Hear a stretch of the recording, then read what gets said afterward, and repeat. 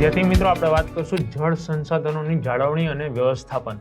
આપણી પાસે જે તે કંઈ કુદરતી સંસાધન મળેલું છે, બક્ષિસ મળેલી છે, ભેટ સ્વરૂપે આપણને જળ કુદરત તરફથી, તો એનું સંસાધનની જાળવણી કઈ રીતે કરવી, એનું વ્યવસ્થાપન કઈ રીતે કરવું, એ ખૂબ આપણા માટે અગત્યનું થઈ જાય છે. આપણે સૌ જાણીએ છીએ કે ઉપલબ્ધ જળ છે એ મર્યાદિત છે. મોટા પ્રમાણમાં પૃથ્વી ઉપર જળનો ભંડાર છે, પણ એ બધો કેવો છે? સાગરની અંદર રહેલું ખારું જળ. પણ આપણને પેય જળ એટલે કે પીવાલાયક મીઠું જળ છે, એ ઉપયોગમાં લેવાનું જે જળ છે એ જથ્થો છે એ મર્યાદિત છે. એટલા માટે આપણે ખૂબ જ જાળવણીપૂર્વક વ્યવસ્થાપન કરી અને એનો ઉપયોગ કરવાનો હોય છે. તેનું વિતરણ પણ અસમાન છે.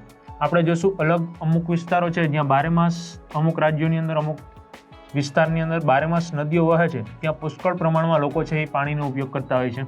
અને અમુક શુષ્ક વિસ્તાર છે તો ત્યાં જળનો ઉપયોગ ખૂબ જ કંજુસાઈથી કરવામાં આવતો હોય છે, બચત કરીને કરવામાં આવતો હોય છે, કારણ કે એ લોકોને દૂર દૂર સુધી પાણી ભરવા જવું પડતું હોય છે.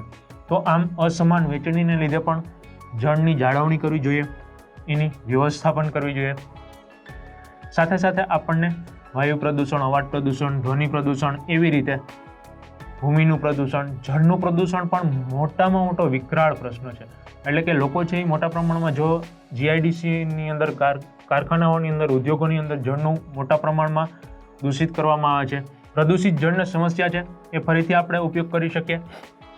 જળ એવું સંસાધન છે, તેનો સીધો સંબંધ સમગ્ર જીવસૃષ્ટિ સાથે જોડાયેલો છે. જળ છે એ ફક્ત માનવીઓ માટે જ ઉપયોગી છે એવું નથી. પશુ પંખીઓ માટે, વૃક્ષો માટે, સજીવો માટે, વન્ય જીવો માટે, તમામ માટે, જેટલી પણ સજીવ સૃષ્ટિ છે એના માટે જળ આવશ્યક છે.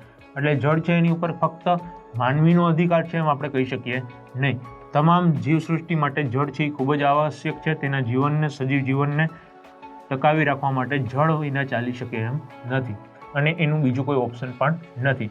જેથી કરીને આપણે એની જાળવણી અને વ્યવસ્થાપન સારામાં સારી રીતે કરવી જોઈએ. જળ સંસાધનની જાળવણી એટલે કે જળ સંરક્ષણ તરીકે ઓળખાય છે. આપણે એની જાળવણી કરીએ એને શું કહેવામાં આવે છે? જળ સંરક્ષણ તરીકે ઓળખવામાં આવે છે. જળ એક રાષ્ટ્રીય સંપદા છે. જળ છે એ કોઈની વ્યક્તિગત માલિકીનું નથી, કારણ કે એ કુદરત તરફથી મળેલું અમૂલ્ય ભેટ છે. તો એ રાષ્ટ્રની સંપત્તિ કહેવાય. એટલે કોઈ પણ સરકાર કોઈ પણ જગ્યાએથી જળની વ્યવસ્થાપન અને જાળવણી માટે પોતાને અનુકૂળ એવા કાયદાઓ બનાવી શકે છે, અને બારેમાસ વહેતી નદીઓ ઉપર ડેમો બનાવી અને આ રાષ્ટ્રીય સંપદાનો વ્યવસ્થાપન કરી અને ઉપયોગ કરી શકે છે. ત્યાર પછી આવે છે જળ પલ્લવિત ક્ષેત્રનો વિકાસ. જળ પલ્લવિત ક્ષેત્ર એટલે કે જળ પલ્લવિત ક્ષેત્ર એક પ્રાકૃતિક એકમ છે. એ આપણા માનવી દ્વારા બનાવેલું નહીં, માનવ સર્જિત નથી, પણ કુદરતી છે, પ્રાકૃતિક છે. નદી બેસિનનું એવું એક ક્ષેત્ર જેનું પાણી નદી અને તેની શાખાઓમાં દ્વારા વહીને એક સ્ત્રાવ ક્ષેત્ર બનાવે છે.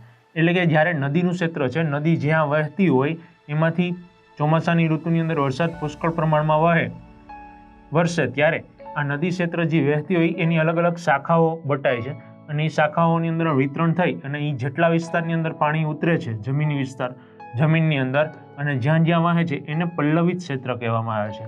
એટલે કે આ જે પ્રાકૃતિક પલ્લવિત ક્ષેત્ર છે એની અંદર જમીનના સ્તર ઊંચા આવે છે, જમીનની અંદર ભેજ આ તમામનો જેટલું વધુ પ્રમાણમાં હશે, પાણીનું સ્તર જેટલું ઊંચું હશે એટલું ખેતીલાયક જમીન આપણને વધુ ઉપયોગમાં લેવાશે.